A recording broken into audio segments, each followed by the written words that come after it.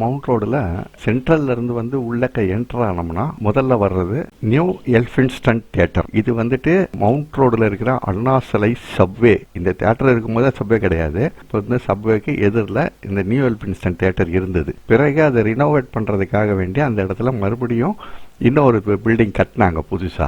அதை நான் பார்த்துருக்கிறேன். நான் அதில் வந்துட்டு ஒரு பிரச்சனை ஆயிட்டு அரசு வந்து அவங்களுக்கு கொடுத்துருந்த தியேட்டர் லைசன்ஸை கேன்சல் பண்ணுது அப்படின்னு நான் கேள்விப்பட்டேன். அப்போ அதை இடிச்சிட்டு இப்போ அந்த இடத்துல ஒரு ஷாப்பிங் காம்ப்ளெக்ஸ் கட்டியிருக்காங்க. இந்த எல்ஃபின்ஸ்டன் தியேட்டருக்கு நேர் எதிரில் போகிற சாலை தான் வந்துட்டு வாலாஜா சாலை. அந்த சாலையில் பாரகன் டாக்கீஸ், அது பக்கத்தில் இன்னொரு தியேட்டர் இருந்தது. அந்த பேரையும் நான் மறந்துட்டேன். அதுக்கான இமேஜும் எனக்கு கிடைக்கல. ரொம்ப தேடி பார்த்துட்டேன். பாரகன் டாக்கீஸ் அந்த இடத்துல ஒரு பெரிய அப்பார்ட்மெண்ட் கட்டிட்டாங்க. இது வந்து பிளாசா தியேட்டருங்க. மவுண்ட் ரோடு ஏரியா தான். மவுண்ட் ரோடுனாக்கா நம்ம தேவி பாரடைஸ் தியேட்டர் குரூப் இருக்கு இல்லைங்களா, அதில் ரைட்டில் ஒரு ஹோட்டல் ஒன்று இருக்கு பாருங்க, ஸ்ரீலேகா. அந்த ஸ்ரீலேகாவுக்கு பக்கத்தில் வழி போவோம். அது உள்ளக்க வந்து தான் இந்த தியேட்டர் இருக்கு. அதாவது மவுண்ட் ரோடு பார்த்த மாதிரி இருக்கிற காஸ்மோபாலிட்டன் கிளப்புக்கு பேக் சைடில் வரும் இந்த தியேட்டர். நான் நினைக்கிறேன் இந்த தியேட்டரில் தான் வந்து இந்த அமர்காலம் படத்தோடைய இந்த ரகுவரன் பதுங்கி இருக்கிற மாதிரியான காட்சி வந்து இந்த தியேட்டரில் தான் எடுத்திருக்காங்கன்னு நினைக்கிறேன். அப்படியே பக்கத்தில் திருவள்ளிக்கேணி நெடுஞ்சாலை அது உள்ள போனாக்கா ஸ்டார்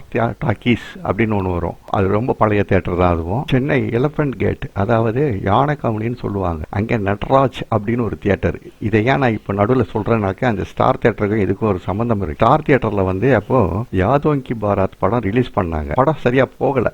ஒரே வாரத்தில் படத்தை எடுத்துட்டாங்க. அந்த படம் வந்து நடராஜ் தியேட்டர்ல மறுபடியும் ரிலீஸ் பண்ணாங்க செகண்ட் ரன். நடராஜ் தியேட்டர்ல பிச்சுக்கிட்டு ஓடிச்சு. அதே ஸ்டார் தியேட்டர்ல இதை எடுத்துட்டு பாபி படம் போட்டாங்க. பாபி படமும் சரியா போகல. இப்போ நடராஜ்ல வந்து செகண்ட் ரன் போட்டதும் யாதவங்கி பாராத்து பிரமாதமா போச்சு. நடராஜ் தியேட்டர் பக்கத்திலேயே வந்து அசோக் தியேட்டர்னு ஒரு தியேட்டர். அந்த தியேட்டர்ல வந்து இந்த பாபி படத்தை செகண்ட் ரன் போட்டாங்க. அதுவும் அங்க பிரமாதமா ஓடிச்சு. இப்போ மறுபடியும் ஸ்டார் தியேட்டர் யாதவங்கி பாராத் படத்தை எடுத்து ரிலீஸ் பண்றாங்க அவங்க தியேட்டர்ல. இல்ல ராயப்பேட்டையில பைலட் தியேட்டர். இந்த தியேட்டர்ல என்ன ஒரு சிறப்புன்னு கேட்டீங்கன்னா, இந்த ஸ்கிரீன் வந்து துணி மாதிரி இருக்காது. அதாவது 2 இழை இருக்காது. நெட்டுக்கு கோடு கோடா தான் இருக்கும் அந்த ஸ்கிரீனோட நூல்கள். தறியில வந்து 2 பக்கம் இல்லாம ஒரு பக்கம் நேரா போட்டிருப்பாங்கல்ல, பார்த்திருப்பீங்க கைத்தறியில எல்லாம். அந்த மாதிரி இருக்கும் அந்த திரை.